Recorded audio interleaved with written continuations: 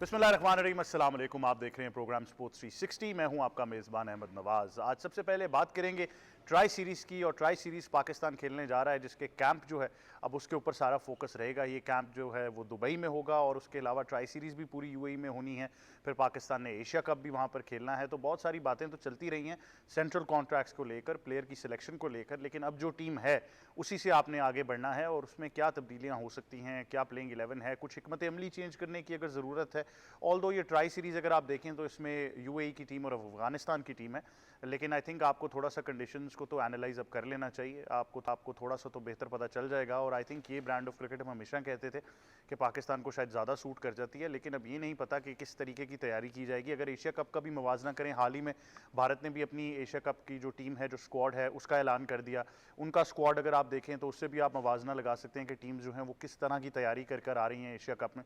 तो इन तमाम चीज़ों पर गुफ्तगू करेंगे। उसके बाद आपको बताएंगे एशिया कप हॉकी के बारे में, जहां पर पाकिस्तान और ओमान ने खेलने से जब इनकार किया तो उसके शेड्यूल का ऐलान कर दिया गया है। पाकिस्तान अब इस टूर्नामेंट में शरीक नहीं होगा, ओमान भी नहीं होगा। इस बारे में तमाम तर तफसीलात से आपको आगाह करेंगे। और इसके अलावा बांग्लादेश और काज़ाकिस्तान जो हैं उनको एशिया कप में शामिल किया गया है, तो इसमें तमाम तर तफसीलात जो है वो आप तक पहुँचाएंगे।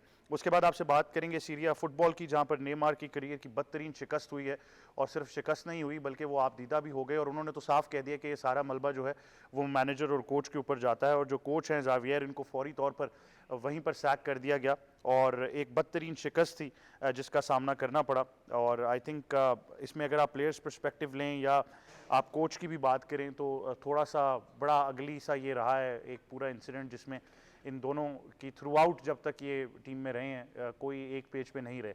तो आई थिंक ये बदतरीन शिकस्त जो है वो नेमार के लिए जितना ज़्यादा शौक थी वो उतना ज़्यादा फैंस के लिए भी थी। और उसके बाद फौरी तौर पर ये अमल जो है वो लिया गया। तो इस बारे में भी ज़रूर आपको आगाह करना है। इन तमाम चीज़ों पर गुफ्तगू करेंगे।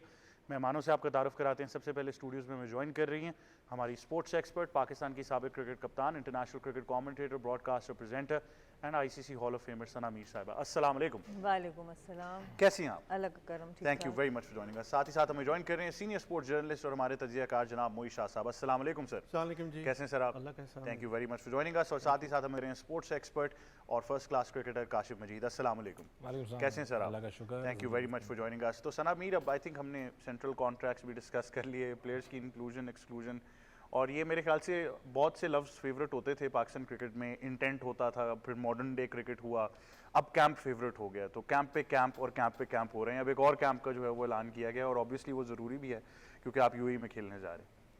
हाँ, बस अब कॉन्ट्रैक्ट्स पे तो हमने जितनी बात करनी थी काफ़ी हद तक डिटेल में कर ली है। अब यही है कि कैंप तो आपको लगाना पड़ेगा, आपकी नई टीम है, ज़्यादा फाइन ट्यूनिंग की ज़रूरत होती है जब प्लेयर्स इंटरनेशनल क्रिकेट में जाते हैं। उसमें से कुछ ऑब्वियसली एक्सपीरियंस भी हैं। टीम अगर आप देखें ट्राई सीरीज़ की ओवरऑल, तो एक्सपीरियंस को वापस लाने की कोशिश की है। जैसे मोहम्मद वसीम जूनियर को लेकर आए हैं, काफ़ी अरसे से वो पाकिस्तान टीम के साथ रहे, उसके बाद उनको ड्रॉप कर दिया गया। अब नज़र आ रहा है कि आपके डेथ बॉलिंग में काफ़ी ज़्यादा प्रॉब्लम आपको नज़र आ रही थी। नई बॉल के साथ सलमान मिर्ज़ा को लेके आए। तो इस तरह से जब आप बार बार चेंजेस करते हैं तो सबके रोल्स भी बदलते हैं। जब रोल्स बदलते हैं तो आपको फिर स्पेसिफिक प्रैक्टिस और भी करनी पड़ती है, चाहे वो फील्डिंग पोजीशंस हों, चाहे वो आपकी जो रोल हो विद इन द टीम। अगर आप डेथ बॉलिंग कर रहे हैं या नया बॉल कर रहे हैं या टॉप ऑर्डर में खेल रहे हैं, मिडिल ऑर्डर में, तो हर एक पोजीशन के हिसाब से आपकी ट्रेनिंग फ़र्क मुख्तलिफ होनी चाहिए। तो आई होप कि वो इन कैंप्स के अंदर इन्हीं ट्रेनिंग्स को किया जाए कि जहाँ पर जो डिफरेंट डिमांड होगी प्लेयर से, एक डिफरेंट टीम के साथ उसका रोल अगर बदलता है तो किस तरीके से उसको एडजस्ट करना है। तो आई होप कि इन कैंप्स को इसी तरह यूज़ किया जाए। अच्छा, ये बड़ा इंटरेस्टिंग सवाल इसलिए भी है क्योंकि अब तक हम पिक नहीं कर पाए कि कौन सा ऐसा वीक एरिया जहाँ पर पाकिस्तान क्रिकेट टीम को काम करना है। हाल ही में फील्डिंग होती थी, लेकिन अब बैटिंग बॉलिंग के अंदर भी कॉम्बिनेशन बनता हुआ नज़र नहीं आया। एक वजह आपने भी बता दी। अब मैं ये ज़रूर पूछना चाहूँगा कि इसमें कप्तानी का कितना रोल होगा, क्योंकि आई थिंक अब बड़ा स्ट्रेट फॉरवर्ड है कि सलमान अली आगा ही आपके T20 के कप्तान है, तो इसमें कोई शक नहीं है कि वो इंटरम बेसिस पे हैं, तो he should have full control of the team. देखिए, जब आप इतना कुछ हर वक्त बदलते रहते हैं ना, जो पाकिस्तान क्रिकेट के साथ हुआ है पिछले 2 सालों में, 1.5 साल में, कप्तान भी बदल रहे हैं, कोच भी बदल रहे हैं, सिलेक्शन कमेटी भी बदल रही है, तो आपकी टीम एक हिल सी जाती है। तो खाली ये 3 डिपार्टमेंट्स ही नहीं है जहाँ पे आपको प्रॉब्लम है। आपका रिव्यू का जो परसेंटेज है, जो हम रिव्यू लेते हैं, वो क्रिकेट में आजकल इतनी इंपॉर्टेंट चीज़ है। वो हमारी परसेंटेज अगर मेरे ख्याल से पिछले 1.5 साल में 2 साल में कोई निकाले स्टैटिस्टिशियन, इतनी ख़राब रही है। मुझे याद नहीं पड़ता 1-2 रिव्यूज़ के अलावा जो हमने ठीक लिए हों। तो नए प्लेयर्स को रिव्यू लेना भी आना चाहिए जब वो बैटिंग प्लम एलबी हो रहे होते हैं, वो रिव्यू ले लेते हैं, टीम के लिए ज़ाया हो जाता है। सो वो एक इतनी इंपॉर्टेंट चीज़ है जो कि क्लोज मैचेस में, बड़ी चैम्पियनशिप्स में, हम वर्ल्ड कप की बात करें, एशिया कप की बात करें, उस टूर्नामेंट के अंदर उसका इस्तेमाल जो है, रिव्यू का इस्तेमाल, चाहे वो कप्तान की तरफ से हो, बॉलर की तरफ से हो, बैटर की तरफ से हो, विकेट कीपर की इनपुट हो, वो बड़ा एक इंपॉर्टेंट वेपन है जो हम बिल्कुल किसी तौर पे यूज़ नहीं कर पा रहे। और उसके अलावा ऑब्वियसली अब कप्तानी है, क्योंकि इतनी टीम चेंजेस आ रही हैं कि आप बैठ के फुली एनालाइज नहीं कर सकते। सलमान अली आगा को इस वक्त जो चीज़ उनकी मुझे अच्छी लगती है, वो प्लेयर्स को चांस देते हुए घबरा नहीं रहे, वो सेल्फलेस एक अप्रोच से ज़रूर जा रहे हैं, वो उनकी पॉजिटिव चीज़ है। पर टेक्टिकली वो कितने स्ट्रॉन्ग हैं, प्रेशर कितना हैंडल कर सकते हैं, वो तब तक नहीं होगा जब तक आप एक 15 का स्क्वाड उनको दे नहीं देंगे, और फिर हम देखेंगे कि उसको वो यूज़ कैसे करते हैं। अभी हमें यही होता है, हाँ जी बैटर नहीं थे, हाँ जी बॉलर नहीं थे, लेकिन 11 पिक करने में, कंडीशंस रीड करने में भी हमें प्रॉब्लम हो रही है। हमें जहाँ स्पिनर खिलाना चाहिए हम वहाँ फास्ट बॉलर खिला रहे हैं, हमें जहाँ फास्ट बॉलर खिलाना चाहिए हम स्पिनर खिला रहे हैं। तो रिव्यू सिस्टम और जो कंडीशंस को रीड करके राइट 11 पिक करना, वहाँ पर भी हमें इम्प्रूवमेंट की जरूरत है। बिल्कुल। मोहित शाह साहब, मुझे याद है जब आप अमेरिका से वापस आए थे वर्ल्ड कप कवर करके, तो तब भी टीम में बहुत सारी चीज़ें जो हैं वो चलना शुरू हो गई थी, लेकिन आप तब भी नाम एक ले रहे थे। उस टाइम समझ नहीं आ रही थी कि आप क्यों सलमान अली आगा की तरफ इशारा करते हैं। वो आई थिंक इशारा अब समझ आ गया है कि वो बाकायदा तौर पर अब उनको पक्का कर लिया गया है कप्तानी में। अच्छा, दो चीज़ें, एक तो आपने पहले कैंप की बात की, कैंप उस पर थोड़ी सी बात अगर कर लूँ मैं। कैंप इन्होंने लगाया जी दुबई स्पोर्ट्स सिटी में। बिल्कुल। और दुबई स्पोर्ट्स सिटी की पिचेस या इवन दुबई स्टेडियम की जो इंटरनेशनल क्रिकेट स्टेडियम है दुबई में, उसकी पिचेस, वो जो हमने ट्राई सीरीज जहाँ पे खेलनी है उससे टोटली डिफरेंट है। शारजा में खेलना, शारजा में खेलना है ना, वो टोटली डिफरेंट है। आपको पता है शारजा की जो पिचेस हैं ज़्यादातर उनका जो बिहेवियर है वो स्लो, लो बाउंस, और ख़ासकर उस टीम के लिए बड़ी मुश्किल होती है जो चेस कर रही होती है। तो वो मुझे समझ नहीं आती कि वो वाला गैप उन पे पिचेस पे तैयारी करके या उन पे प्रैक्टिस करके, जिस तरह आज पहुंच गए हैं, कल से वो शुरू करेंगे ट्रेनिंग, तो वो किस तरह वो एडजस्टमेंट करेंगे ये समझ नहीं आती, या उस तरह की बनाने की कोशिश करेंगे कि इस तरह यहाँ पे ये हो। और दूसरा इसमें मैं एक फीलिंग आ रही थी कि देखिए, एक आध ज़रूर मैच होना चाहिए, साइड मैच आप बेशक यूएई की किसी टीम के साथ रख लें। प्रैक्टिस इज़ वन थिंग और match practice is other thing. एक नेट प्रैक्टिस होती है ना जी, उसमें डिफरेंट आपको चीज़ें मिलती हैं। जब आप मैच प्रैक्टिस करते हैं तो उसमें आपको पता लगता है कि आपके फ्लाज किधर हैं या बेस्ट कम्बिनेशन क्या है। आज सुफियान मुकीम को रखा है, तो क्या ये सुफियान मुकीम आगे भी हम रखना चाहिए या नहीं रखना चाहिए, थोड़ा बहुत उस पर आपको हल्का फुल्का उस पर मिल जाता है थोड़ा बहुत। और फिर आपने सलमान अली आगा की बात की। देखें, अब जब बाबर आजम नहीं है, जब मोहम्मद रिजवान नहीं है, और ये फ़ैसला, मेरा ख्याल है ये जो फ़ैसला आज आप देख रहे हैं, ये वो वर्ल्ड कप के बाद तकरीबन हो चला था, और शाहीन शाह अफरीदी भी इसका पार्ट थे। वो लकीली वो वापस आ गए, और बाकी हमारे दो जो स्टार हैं वो वापस नहीं आ सके। T20 क्रिकेट की बात कर रहा हूँ। तो वो मेरा ख्याल है एक काफ़ी कुछ थोड़ी बहुत गैरी कर्स्टन की रिकमेंडेशंस थी, फिर बाद में जो आए उनकी रिकमेंडेशन आई, फिर क्रिकेट बोर्ड ने इसको देखा और मेरा ख्याल है डिसीजन किया कि अब Salman Ali Agha is our next T20 captain, और वर्ल्ड कप तक तो अब कोई चेंज नहीं है। बिल्कुल, world cup is not far away, कोई बहुत जल्दी है, कोई इतना ज़्यादा टाइम नहीं रह गया। ट्राई सीरीज़, फिर ये सीरीज़, फिर एक आध बीच में और सीरीज़, और उसके बाद वर्ल्ड कप। तो मेरा ख्याल है अच्छा फ़ैसला है। जितना जल्दी आप इस तरह के डिसीजन करेंगे तो वो सोच एक कप्तान के भी जहन में आती है कि अब मैंने तैयार करनी है अपनी टीम जो मैंने लेके चलनी है वर्ल्ड कप, तो उसके लिए बेस्ट कम्बिनेशन यही ट्राई सीरीज से आपको निकलेगा, यही एशिया कप से आपको निकलेगा। तो ये सारी चीज़ें देखते हुए मेरा ख्याल है ये अच्छा डिसीजन है कि बड़ा टाइमली एक डिसीजन हो गया, और उस पर बड़ा फ़ायदा होगा टीम कम्बिनेशन के लिए, फ़ायदा होगा एक जो मैनेजमेंट और टीम और कप्तान और हेड कोच ये बैठ के बात करते हैं कम्बिनेशन पे, तो वो बड़ा अच्छा मेरा ख्याल है उनकी एक आपस में कोऑर्डिनेशन होके मेरा ख्याल है कोई जो कंपेटिटिव टीम है, कोई कंपेटिटिव लुक आएगा आपका when you step into the world cup. बिल्कुल। काशिफ, आप बड़े फ़ैन रहे हैं सलमान अली आगा के।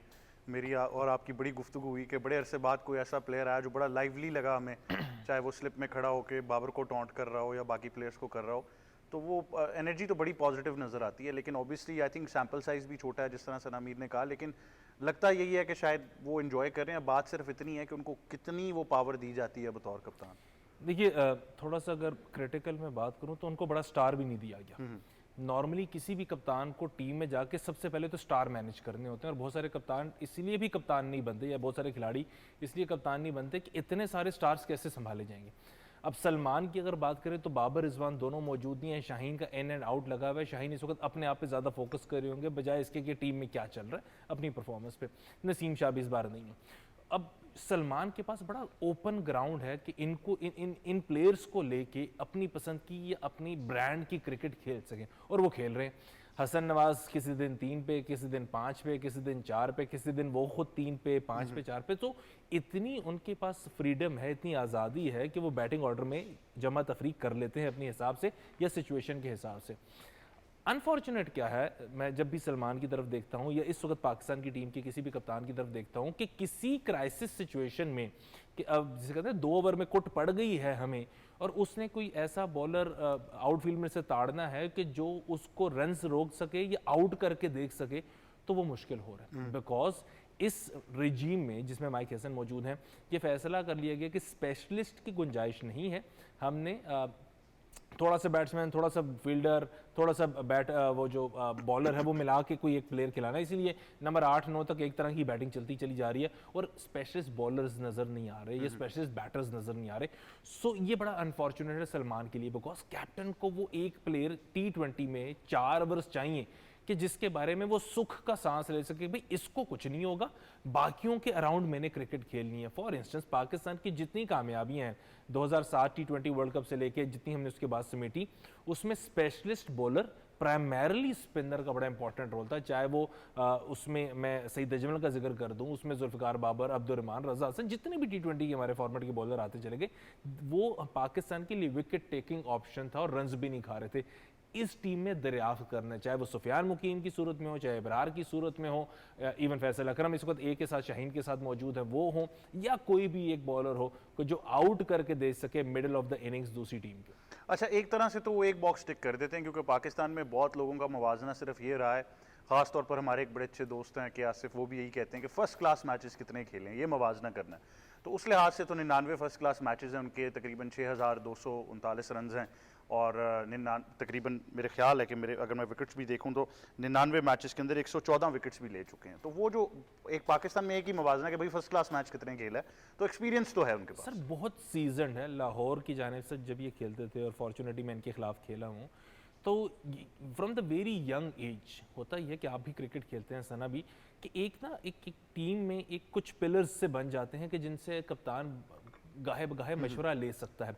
Salman from the very young age वैसे ही खिलाड़ी थे, सर्कल में खड़े हैं तो कप्तान के कानों में ये मौजूद हैं, कप्तान इनकी तरफ देख रहा है, और ये जो कैप्टनसी का आर्ट है ना, with the passage of time आता है, बड़े नशेबो फराज से गुजरना पड़ता है, और सलमान गुजरे हैं।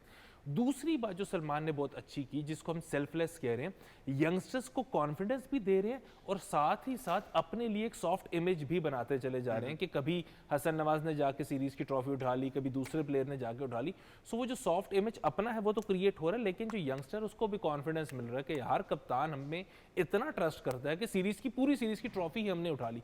और सबसे इंपॉर्टेंट देखिए, जो मैं हंसने वाली या मुस्कुराने वाली या गाहे बगाहे कुछ पॉइंट्स या क्लासिक किस्म की जो जुगते मारने वाली बात करता हूँ, 11 प्लेयर्स को पता है कि ऑन फील्ड ऑन कैमरा उनके साथ कुछ भी हो सकता है अगर वो फील्ड में मुस्तैद मौजूद नहीं है, और ये कतन आसान नहीं होता। बिल्कुल, एक ऐसा कैरेक्टर जरूरी होता है। सना मीर साहब, आपके करियर में कौन था ऐसा कैरेक्टर जिसने ऐसे रखा हो पूरी टीम को, जुगते मार दी, लाइवली रखा हो किसी को?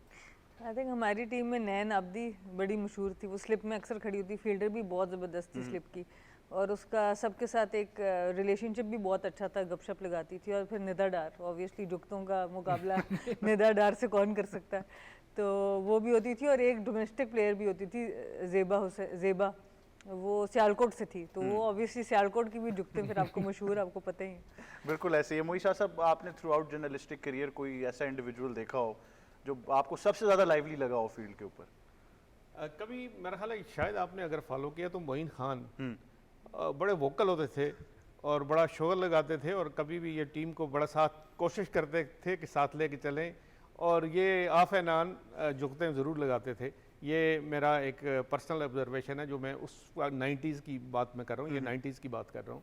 तो उसमें वो बड़ा मतलब है कि सबके साथ शोगल मेला उनका अक्सर चलता था। अच्छा, सरप्राइजिंगली अगर कराची से कोई प्लेयर है तो उसके अंदर ये टैलेंट तो जरूर मौजूद है, लेकिन अगर वो विकेट कीपर है तो मेरे ख्याल से उससे भी ज्यादा उससे भी ज़्यादा होता उससे है, भी वो बाद बड़ा इंटरेस्टिंग। इन सब के लेजेंड्स अगर जावेद मियादाद का जिक्र ना किया तो ये ज्यादा है, क्योंकि उन्होंने सिर्फ अपनी टीम के साथ नहीं, वो नहीं, opposition दूसरी को। टीम के साथ बहुत किया बिल्कुल, है। वो ऑपोजिशन के साथ जो है मेरे ख्याल से वो बड़ी फेमस टेल जो है वो चलती रहती हैं। लेकिन आई थिंक एक चीज़ पर पाकिस्तान क्रिकेट टीम को कलेक्टिवली बड़ा फोकस करना है, जो हम बार बार बात करते हैं, और मैंने पहले भी ये पॉइंट रेज किया था कि माजी में आपके शायद बैटर्स इसलिए भी ज़्यादा क्रिटिसाइज नहीं हुए कि आपके पास इतनी वर्ल्ड क्लास बॉलिंग थी कि आपको पता था कि हम मैच जीत सकते हैं। अब बहुत अरसे से सना आई थिंक जो पाकिस्तान को एक सबसे बड़ा पॉइंट कहीं भी दुनिया में खेलते हुए बॉलिंग का दिया जाता था, वो एलिमेंट आहिस्ता आहिस्ता ख़त्म हो गया हमारे पास। बिल्कुल, ये प्रॉब्लम हम लोगों की रही है। हमने ऑस्ट्रेलिया जाके हमारे फास्ट बॉलर्स ने उस तरह से परफॉर्म नहीं कर पाए। एक टाइम था वर्ल्ड कप में हमने अच्छा किया, सेमीफाइनल फाइनल तक हम गए भी वहाँ पर, लेकिन उसके अलावा जब हम बायलैटरल सीरीज़ की बात करते हैं तो वो वाला स्टिंग हमें नज़र नहीं आता जो पहले एक ज़माने में हमारे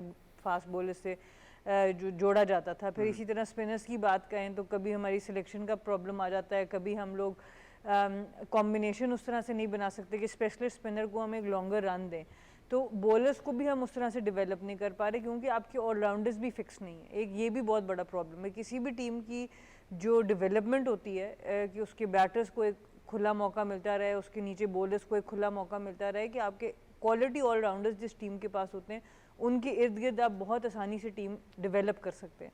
तो वो भी हमारा वनडे क्रिकेट में ख़ास तौर पे T20 में भी हम लोगों का ये इशू बहुत ज़्यादा रहा। एक टाइम था आपके पास इमाद वसीम भी मिडिल में खेल रहे थे, नवाज शादाब, एक उस टाइम पे आपकी टीम बन गई थी क्योंकि वो ऑलराउंडर्स ऐसे थे, उनके आगे पीछे आप किसी को चेंज कर लेते थे। लेकिन उसके बाद अब आपके पास वो लग्जरी नहीं रही है। किसी ने फॉर्मेट छोड़ दिया, किसी की फॉर्म ख़राब हो गई, कोई इंजर्ड हो गया, तो उसकी वजह से हम कोई कंटिन्यूटी में एक ऑलराउंडर्स, दो ऑलराउंडर्स जिनके ऊपर आप फुली रिलाई कर सकें कि हाँ भाई ये तो हमारी 11 में खेलेंगे ही खेलेंगे, कंडीशन कुछ भी हो, उसकी वजह से आपकी पूरी पूरी बॉलिंग शिफ्ट हो जाती है, उसकी वजह से आपकी पूरी पूरी बैटिंग शिफ्ट हो जाती है और फिर आपकी टीम उस डेवलपमेंट फेज़ में जाती नहीं है।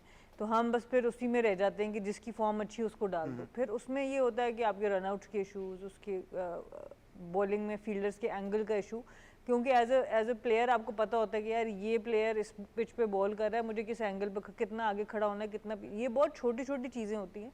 बट ये जब टीम्स इकट्ठी बहुत अरसा साथ खेलती हैं, ये जो एक एक दो दो कदम का फ़र्क रह जाता है, कैच आपके 1 फुट दूर से चला गया, वो चीज़ें कवर हो जाती हैं जब टीम ने इकट्ठे साथ खेला होता है। तो वो चीज़ें हम मिस कर रहे हैं और इसीलिए हम बार बार बात करते हैं। हमें किसी का कोई पर्सनल मसला नहीं है, पर हम लोग इसीलिए बार बार बात करते हैं कि सिलेक्शन में कंसिस्टेंसी थोड़ी सी लाएँ। आप ठीक है प्रोफेशनल हो गए हैं, लेकिन बाकी ममालिक में जो प्लेयर्स हर लीग खेलते हैं उनके लिए ये चीज़ें एडजस्ट करनी फिर भी इजी हैं। वो इंडिविजुअली बहुत अवेयर है, हम लोगों के प्लेयर्स इंडिविजुअली उतने ज़्यादा अवेयर नहीं है अनफॉर्चुनेटली। मेंस क्रिकेट में भी उतने नहीं है। अबरार आज भी आपको फील्ड में उसको सेट करना पड़ता है, सुफियान मुकीम को आज भी आपको फील्ड में बताना पड़ता है। तो जब तक वो अवेयरनेस आपके अंदर नहीं आएगी तो फिर आपको वो टाइम इकट्ठे उनको देना है। अच्छा, बड़ा शायद अनपॉपुलर ओपिनियन हो या पॉपुलर ओपिनियन हो, लेकिन मैं तो स्कूल ऑफ थॉट को प्रपोज करूंगा क्योंकि जो दो फॉर्मेट सबसे करीब है मोई शाह साहब, वो वनडे और टेस्ट हैं।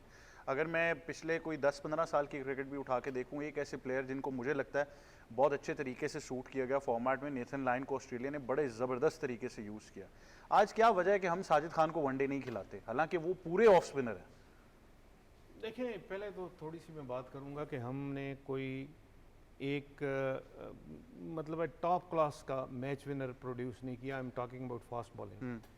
और ये हकीकत है, ये हकीकत है कि जब हम वकार यूनस, वसीम अकरम, शुएब अख्तर, इनके पोस्ट एरा देखते हैं तो हमें कोई ऐसा बॉलर, अभी तक फास्ट बॉलर की बात कर रहा हूँ, जो बाहर जाके आपको मैचेस जिता सके, जो आपका श्योर बेट हो कि इसने हमें कुछ ना कुछ करके दिखाना है, वो आज तक मेरा ख्याल है हम ढूंढ रहे हैं।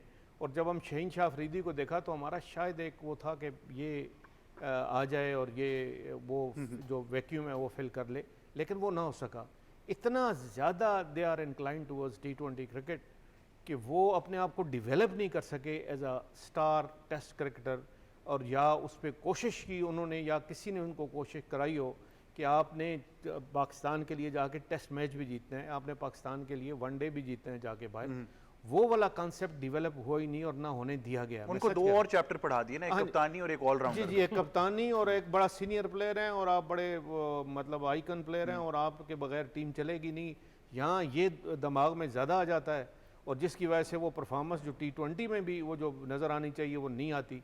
और हम अभी स्ट्रगल कर रहे हैं और 15 साल से शायद स्ट्रगल कर रहे हैं कि हमारे पास कोई ऐसा बॉलर नहीं है जिसको हम जाके टेस्ट मैच खिलाएं, साउथ अफ्रीका में टेस्ट मैच खिलाएं हम ऑस्ट्रेलिया में जाके, और हम कहें कि ये हमें मैच ऑस्ट्रेलिया के खिलाफ जीत के देगा या 12 विकेटें लेगा या 10 विकेटें लेगा। वो नहीं हो रहा, और वो नहीं हो रहा। वो उसमें हमारी अपनी मतलब पाकिस्तान क्रिकेट बोर्ड के जो ये जो सेटअप उन्होंने बनाया हुआ है कोचिंग का और जो ग्रूमिंग का, उस सेटअप का भी अमल दखल है और प्लेयर का अपना बहुत अमल दखल है, क्योंकि प्लेयर अपने आप को वहाँ उस लेवल तक लेके जाने की कोशिश ही नहीं कर रहा।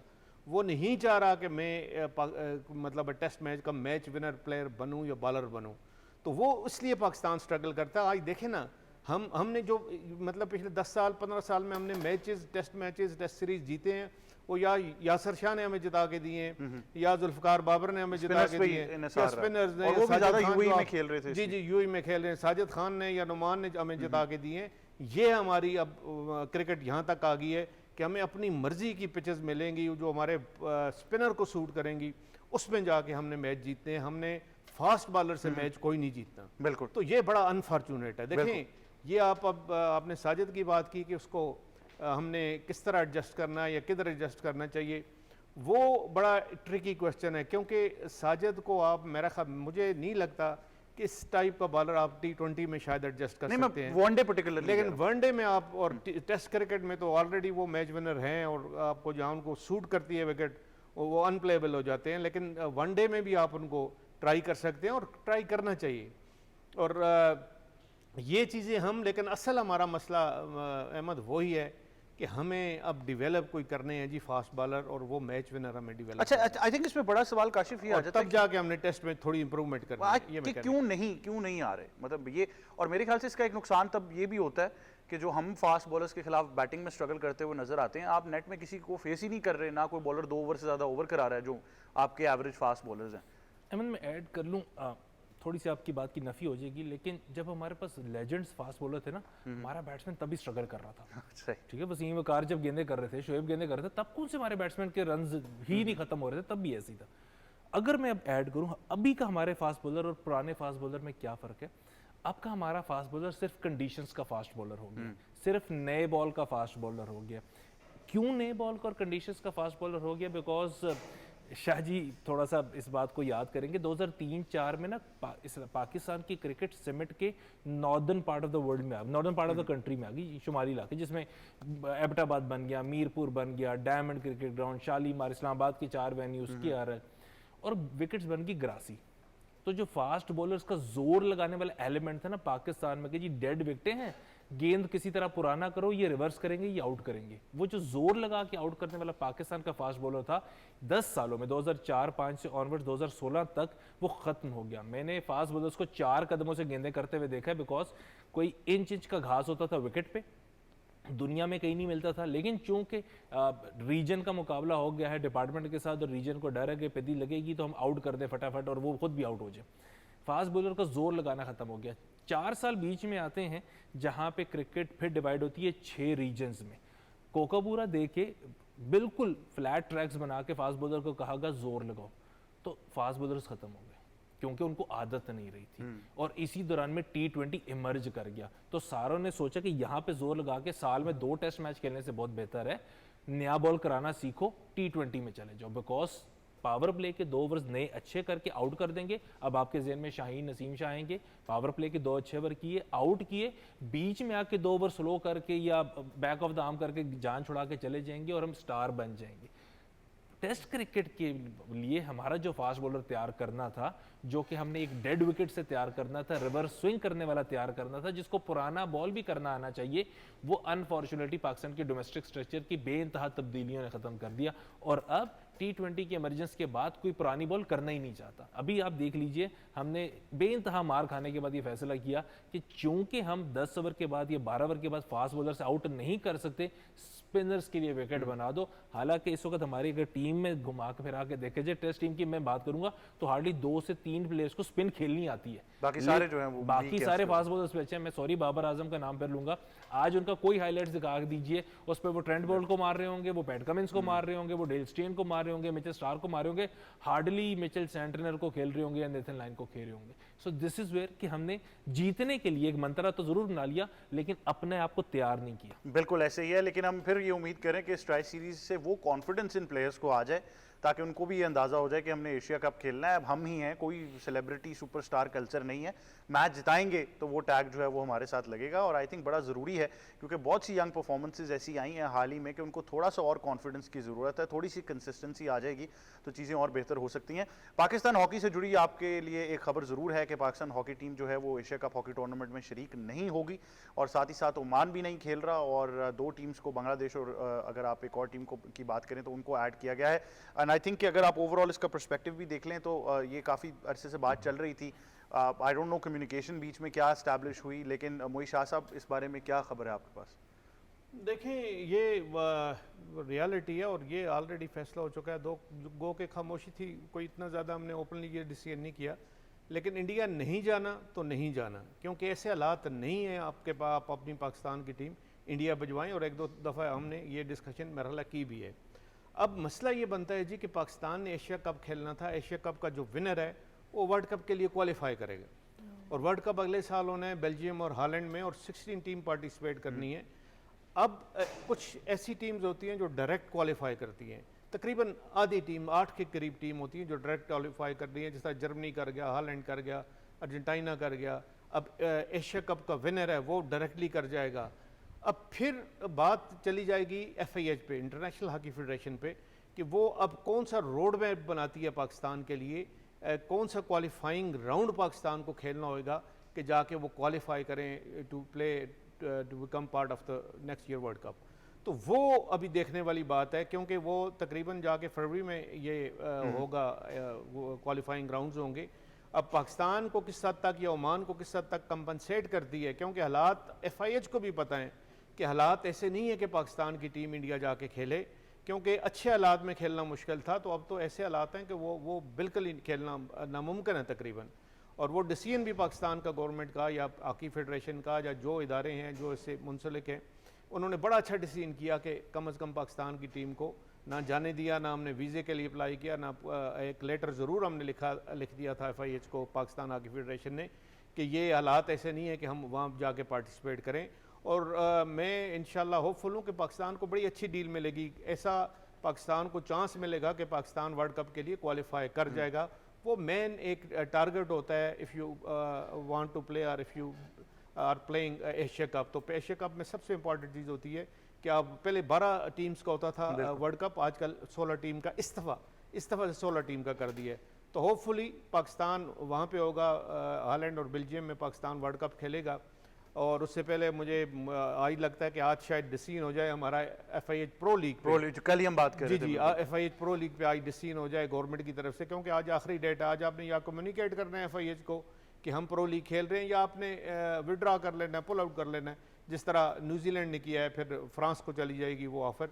लेकिन होपफुली आज कोई मरहला मिनिस्ट्री फाइनेंस, IPC और पाकिस्तान हॉकी फेडरेशन की कोई ऐसी मीटिंग है कि जिसमें ये डिसीजन मुतवक्को है जी कि आगे क्या करना है और किस तरह और कितना खर्चा है। और अब सिर्फ यस चाहिए कि गवर्नमेंट अगर कहे कि हमने सपोर्ट करना है फाइनेंशियली, ये यस चाहिए। बाकी जो पैसे रिलीज होते हैं वो बेशक 2 महीने 3 महीने 4 महीने बाद हो जाएं, क्योंकि फरवरी में शुरू होना है। बिल्कुल, लेकिन बहुत बड़ी कामयाबी है पाकिस्तान हॉकी की। आपने पहले भी ये बात की थी। आई थिंक हम बार बार ये कह रहे थे कि प्रो लीग खेलना पाकिस्तान हॉकी के लिए बड़ा ज़रूरी है, लेकिन ये रीजनल जो चीज़ें हैं ये आई थिंक जब तक सेटल नहीं होती तो ये इसी तरह चलता रहेगा। लेकिन ऑब्वियसली ये कोई भी फेडरेशन हो उसको पूरा राइट है अपना फैसला लेने का। लेकिन आई थिंक ये दो चीज़ें पाकिस्तान हॉकी के लिए बड़ी अच्छी साबित हो जाएंगी। अगर आप प्रो लीग भी खेलते हैं उसके बाद अगर आप वर्ल्ड कप के लिए क्वालिफाई कर जाते हैं तो आई थिंक वो जो इतना अभी खबरों में हैं चीज़ें, और ये अगर एक पुश मिल जाए तो इससे बहुत सारी चीज़ें चेंज हो जाएंगी। बिल्कुल, देखिए एक तो अगर हम देखा है कल अनाउंसमेंट हुई है इनामात की, कल परसों हॉकी प्लेयर्स के लिए आई होप कि कॉन्ट्रैक्ट्स भी दिए जाएं, और अगर उनको फाइनेंशियल असिस्टेंस मिल गई कॉन्ट्रैक्ट्स के साथ और इंटरनेशनल लेवल पर उनको अच्छे टूर्नामेंट्स खेलने का मिल गया, तो एटलीस्ट ये जो लॉट ऑफ प्लेयर्स है उनकी सारी मेहनत काम आ जाएगी। क्योंकि सबसे ज़्यादा दुख किसी भी प्लेयर को ये होता है कि वो मेहनत कर भी रहा है तो ना उनको फाइनेंशियल कोई स्टेबिलिटी मिले, ना उनको इंटरनेशनल मैचेस खेलने को मिले। जो हमारे हॉकी फुटबॉल प्लेयर्स के साथ कब कितना अरसा हुआ वो बेचारे फुटबॉल ही छोड़ गए, वुमेंस क्रिकेट के साथ शुरू में अगर देखें तो पहले 5-6 सालों में हमें सिर्फ 3 से 4 इंटरनेशनल मैच मिलते थे, पूरा साल आपको लगता था आपका ज़ाया हो गया क्योंकि आप इंटरनेशनल क्रिकेट नहीं खेल रहे। तो सबसे ज़्यादा ज़रूरी है कि आपको इंटरनेशनल मैचेस भी मिलें और साथ आपको कॉन्ट्रैक्ट्स भी मिलें, और आई थिंक ये दोनों चीज़ें अगर हो जाती हैं तो फिर आपके लिए हॉकी का फ्यूचर आपको एटलीस्ट अगले 3-4 सालों में तो नज़र आता है कि आपके पास कुछ होगा to look forward to as a hockey player, as a hockey coach. हर लिहाज से आप चाहेंगे कि हॉकी में आप जो हैं वो इंक्लूड होते रहें। काशिफ, ये चीज़ें तो कुछ पॉजिटिव हैं, ऑल तो अभी भी बहुत, मैं कहता हूँ कि 10% हैं, इससे भी ज़्यादा होनी चाहिए। चेयरमैन पाकिस्तान क्रिकेट बोर्ड ने 10-10 लाख रुपए इनाम का ऐलान कर दिया प्लेयर्स के लिए। अब अगर आज ये फैसला इंशाल्लाह हो जाता है, पाकिस्तान हॉकी प्रो लीग खेलने जा रही है, तो आई थिंक बड़ा बहुत वाज़ेह फ़र्क पड़ जाएगा हॉकी पे। अहमद, आज से कुछ 2 हफ्ते पहले मैं मुदस्सर अली खान, पाकिस्तान के हॉकी प्लेयर, और उनके साथ बैठा हुआ, शबीर भाई के साथ बैठा हुआ था। हंस किस बात पे रहे थे कि डिपार्टमेंट का इंटर यूनिट टूर्नामेंट हुआ तो 53, 51 और 47 साल के प्लेयर्स ने अपने यूनिट को रिप्रेजेंट किया, क्योंकि आखिरी जो भर्ती हुई थी वो 2017 में हुई थी, 2016 में हुई थी उस डिपार्टमेंट में, उसके बाद से भर्ती नहीं हुई। सो पाकिस्तान की स्पोर्ट्स में डिपार्टमेंट का रोल जब हम डिफाइन करते हैं तो बड़ा इंपॉर्टेंट है, बिकॉज फाइनेंशियल स्टेबिलिटी प्लेयर को मिलती है। अब आप खुद सोच लीजिए कि दुनिया की हॉकी कहाँ पहुँच गई, और हम एक डिपार्टमेंट का इंटर यूनिट खेल रहे हैं जिसमें कुछ 6 से 7 यूनिट्स या 5 यूनिट्स मौजूद थे, और एवरेज एज जब निकालेगी उन सब खेलने वालों की तो 43 ईयर्स एवरेज एज मिली, और मैं डिपार्टमेंट का एवरेज एज 43 ईयर्स मिली, बिकॉज टोटल एक यूनिट था जिसके पास पाकिस्तान की करंट जो हॉकी टीम है उसके 4 से 5 प्लेयर मौजूद थे, बाकी वो सारे इधर उधर मौजूद थे। और वो डिपार्टमेंट पाकिस्तान की जब हॉकी चैंपियनशिप होती है उसका final is a must, semifinal तो कंफर्म है, खेलते ही गेम के 4 जो डिपार्टमेंट रह गए, ठीक है, तो वो फाइनल खेलते हैं। सो अब उसकी एवरेज एज 43 ईयर्स है। सो पाकिस्तान की हॉकी में जब तक डिपार्टमेंट नहीं आएगा, सना ने कॉन्ट्रैक्ट की बात की, कॉन्ट्रैक्ट किसी डिपार्टमेंट के साथ होगा, या अगर रीजनल कॉन्ट्रैक्ट भी हो रहा है, सपोज कोई रीजन बन जाते हैं जैसे क्रिकेट में कुछ अरसा रहा, तो वो कितना चलेगा, 1 साल, अगला टेन्योर होगा तो वो खत्म हो जाएगा। तो प्लेयर 1 साल के लिए पूरा टाइम पाकिस्तान नहीं गुजारेगा। दूसरा क्या हुआ पाकिस्तान के साथ, हॉकी प्लेयर खत्म नहीं हुआ, हॉकी प्लेयर ने भी यूएस से जाने, जैसा क्रिकेटर्स यूएस से चले गए तो हॉकी प्लेयर्स ने भी बहरीन, ओमान, जहाँ जहाँ उनको लीग्स मिलनी शुरू हुई, बांग्लादेश की लीग में पाकिस्तान का हॉकी प्लेयर बहुत जा रहा है, जहाँ लीग्स मिलनी शुरू हुई वो वहाँ जाने शुरू हो गए और अपने आप को अनअवेलेबल कर दिया पाकिस्तान की हॉकी के लिए कि भाई तुम बुलाओगे, एक टूर्नामेंट खेलोगे, साल में कोई टूर्नामेंट नहीं होगा, मेरा कॉन्ट्रैक्ट वहाँ खराब हो जाएगा, मैं नहीं आ रहा। इन केस अगर कॉन्ट्रैक्ट उन्हीं दिनों में पाकिस्तान मिल जाता है, ठीक है। सो यहाँ पे पाकिस्तान की हॉकी खराब हो रही है कि हमारे पास अगर प्लेयर मौजूद भी है तो उसके पास कोई सामने रास्ता ही नहीं है। और क्यों है, माजरत के साथ आप मुझे ये बता दीजिए, हम सारे किसी न किसी हवाले से एजुकेशन इंस्टीट्यूशन से वाबस्ता हैं, किस इस वक्त स्कूल में, कॉलेज में, यूनिवर्सिटी में हॉकी का मैच होता है, हॉकी की टीम बनती है, तो हमने किस बच्चे को रागिब करना है हॉकी की जानिब, कहाँ से खेलना है? गिन के पाकिस्तान में छोटे से वो इलाके हैं कि जो अपनी रवायत के तौर पे हॉकी खेल रहे हैं, शायद वो उनको उसके अलावा कुछ पता नहीं लगा दुनिया में। मैं वही कहता हूँ कि ये इस बात को पब्लिसाइज करना और इस पे प्राउड फील करना छोड़ दें कि गोजरा से हॉकी प्लेयर्स आते हैं और बाकी शहरों से क्यों नहीं आते। आप ये सवाल उठाएं। मैं इसी में ऐड करना चाहूँगी कि मेरी भांजी आई हुई थी यूएस से हमारे पास छुट्टियाँ गुजारने, तो वो उधर फील्ड हॉकी खेलती है, अपने स्कूल को रिप्रेजेंट करती है और बड़ा सीरियसली खेलती है। तो मैं इसके लिए इधर हॉकी ढूंढ रही थी क्योंकि ऑब्वियसली हॉकी हमारी नेशनल स्पोर्ट है और हम इक्विपमेंट भी बनाते हैं। मैंने इधर स्पोर्ट्स शॉप्स देखनी शुरू की, मुझे हॉकी ना कोई अच्छी मिले। मैंने खैर डायरेक्टली लिखा एक स्पॉन्सर जो हॉकी के हमारे मेन मैन्युफैक्चरर हैं, बड़े दे वर वेरी वेरी सपोर्टिव। एहसान जो है उन्होंने खुद ही हॉकीज़ भिजवा दी, तो मेरी उनसे बात हो रही थी एहसान स्पोर्ट्स से। तो मैंने उनसे कहा कि किधर है हॉकीज़, नज़र क्यों नहीं आती हैं? अगर मैं एहसान स्पोर्ट्स की हॉकी लेना चाहूँ या किसी भी की हॉकी लेना चाहूँ, मैं कहाँ जाऊँ? हर बंदा तो आपसे रब्ता नहीं कर सकता। उन्होंने कहा जी कोई स्पोर्ट्स शॉप ऐसी है ही नहीं जो अच्छी हॉकी अब रखना चाहे, ना आपके पास कोई खरीदार है हॉकी का, तो हम सारा कुछ जो है वो एक्सपोर्ट करते हैं।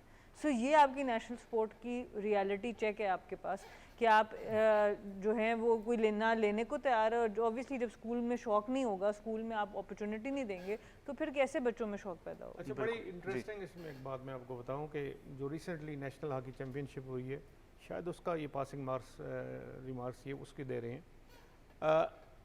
प्राइम मिनिस्टर की बड़ी क्लियर इंस्ट्रक्शन है कि जो डिपार्टमेंट बंद हुए हैं, ख़ासकर हॉकी, फुटबॉल और क्रिकेट के भी इवन, इनको रिवाइव किया जाए। और बड़ी क्लियर इंस्ट्रक्शन से उन्होंने आईपीसी मिनिस्ट्री को प्राइम मिनिस्टर ने ऑर्डर किया है कि इस पर कोई किसी किस्म की लीनियंसी आपने शो नहीं करनी। और वो बातचीत अभी तक चल रही है। मैं आपको एक अपनी मिसाल देता हूँ। मुझे पता लगा एक बड़ा लीडिंग बैंक है कि वो अपनी टीम जो है वो नेशनल हॉकी चैम्पियनशिप में नहीं भेज रहा।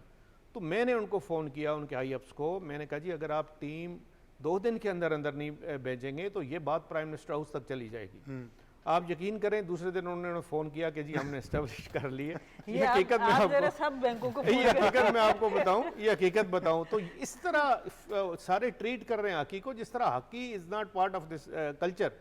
हॉकी भाई कल्चर का बहुत इंपॉर्टेंट हिस्सा है, नेशनल गेम है हमारी। इसके लिए जो बैंक कुछ कर सकता है तो करे। इसके लिए कोई अगर ये जो सुई सदरन और सुई नादरन है इनकी बड़ी अच्छी हॉकी टीम्स होती थी, नहीं है। तो ये जब तक आप डिपार्टमेंट्स को, ये भी बात ठीक है कि जब आप यंगस्टर को नौकरी नहीं देंगे, 18 साल का है, उसको आप कॉन्ट्रैक्ट पे रख लें, उसको कहें यार आपका अगर परफॉर्मेंस अच्छी रहती गई तो आपको कॉन्ट्रैक्ट रिन्यू होता जाएगा और आप खेलते रहें। तो वो बड़ा इजी है कि आप उनको मतलब ल्योर करें टुवर्ड्स हॉकी। और जब हॉकी की तरफ वो आएंगे तो फिर आपके पास पीछे बैकअप बड़ा तैयार होगा, बड़े अच्छे प्लेयर आएंगे, फिर वो नेशनल टीम में आएंगे, इस तरह स्टैंडर्ड इंप्रूव होगा। तो ये थोड़ा सा प्रॉब्लम है, लेकिन मेरा ख्याल है जो मिनिस्ट्री ऑफ आईपीसी है इसको बिल्कुल फॉलो कर रही है, परसू कर रही है और कोशिश कर रही है कि मैक्सिमम डिपार्टमेंट ये अपनी टीम्स रिवाइव करें। बिल्कुल ऐसे ही है। और मेरे ख्याल से मैं तमाम उन डिपार्टमेंट से मुखातिब होकर ये ज़रूर कहूँगा कि इससे पहले आपको मोहित शाह साहब का फ़ोन आए, आपके पास मौका है कि आप जल्द से जल्द जो है वो अपना डिपार्टमेंट शुरू कर दें हॉकी के लिए। इसके बाद फुटबॉल की बात ज़रूर करनी है। मेरे ख्याल से अगर मैं स्पोर्ट्स पर्सनैलिटीज़ को उठा के देखूँ तो पिछले 2 साल में सबसे ज़्यादा रोते हुए या मैंने हार्दिक पांड्या को देखा या मैंने नेमार को देखा। तो ऑल दो आपको याद होगा काशिफ, जब नेमार सीन पर आए थे तो एक नई फ्रेंजी हुई थी क्योंकि बहुत अरसे बाद कोई सुपरस्टार रोनाल्डो मेसी से हटके आया, बहुत ज्यादा बात होना शुरू हो गई, लेकिन करियर कोई उस तरह का स्टेलर नहीं रहा जिस तरह लोगों ने एक्सपेक्ट किया। कुछ डिसीजंस गलत हो गए, कुछ शायद लोग भी जालिम समझे। अच्छा, उसमें जो 2 इंपॉर्टेंट बात, एक तो बड़े इंजरी प्रोन रहे, बारसा उनका पीक टाइम था। और अगर हम वो कहते हैं ना नेमार के अपने मेमोरीज पढ़ें या मेसी और उनकी कभी डिस्कशन सुने तो प्लान कर लिया गया था बारसा में रहते हुए कि नेमार को इस दफ़ा बैलन डी'ओर बनवाना है, और बनवाना बड़ा आसान होता है। मेसी के असिस्ट शुरू हो गए थे, सुआरेस के असिस्ट नेमार की तरफ शुरू हो गए थे। जब नेमार पीएसजी जा रहे थे तब भी बहुत ज़्यादा मेसी की जानिब से रोकने की कोशिश की गई थी कि 1 सीज़न या 2 सीज़न और खेल लो, आप बैलन डी'ओर विनर है। बैलन डी'ओर का मतलब है कि आप दुनिया के बेहतरीन फुटबॉलर्स में से, बट $200 मिलियन गालिबन हर एक को बुरे नहीं लगते और नेमार को भी बिल्कुल नहीं लगे। और वहाँ से उनका डिक्लाइन शुरू हो गया, बिकॉज पीएसजी चले ज़रूर गए, फ्रेंच लीग में चले गए, बट अनफॉर्चुनेट क्या है कि कंपटीशन नहीं मिला। और कंपटीशन ना मिलने की वजह से प्लेयर की जो कहते हैं ना घन गरज वो खत्म हो जाती है। बिकॉज जब बारसा वर्सेस रियल मैड्रिड होता है तो जिसको नहीं भी फुटबॉल आता है एल क्लासिको देखने के लिए बैठा होता है। ये इंग्लिश प्रीमियर लीग में टॉप 4 क्लब्स जो भी हों, आप यूनाइटेड की बात कर ले, आज की नहीं थोड़े से पुरानी बात कर रहा हूँ, यूनाइटेड, लिवरपूल, चेल्सी, कहीं से भी आप आर्सेनल से खेल रहे हैं, उनके मैच को देखने के लिए क्राउड मौजूद है, कंपैटिटिवनेस बहुत है। फ्रेंच लीग जब कहे और पीएसजी में जब गए तो वहाँ से मुझे लगता है कि अपने करियर के पीक पे उनसे वो गलत डिसीजन हो गया। पैसे जरूर कमा लिए बट एज अ प्लेयर वो इंटेंसिटी लेवल खत्म हो गया, वो क्वालिटी खत्म हो गई और शायद उसके बाद फिर इंजरीज इतनी हुई कि वो खत्म हो गया। एंड आई थिंक शूज भी बहुत बड़े फिल करने थे। अगर आप बात करें पहले जहाँ से खेले हों, रोनाल्डो रोनाल्डीनियो खेले हों, इतना आसान तो नहीं है कि आप इतने बड़े सेलिब्रिटी और सुपरस्टार उस नेशन में बन जाएंगे। लेकिन nonetheless I think coach sack हो गए, शायद अब नेमार भी अपने करियर का फैसला करें कि वो क्या करना चाहते हैं। बट आप तीनों मेहमानों का बहुत शुक्रिया, काशिफ, मोहित शाह साहब और सना मीर साहिबा आपका, कि आप हमें ज्वाइन कर रहे थे। यही था आज का प्रोग्राम स्पोर्ट्स 360। मुझे और टीम को दीजिए इजाज़त। अल्लाह हाफिज़।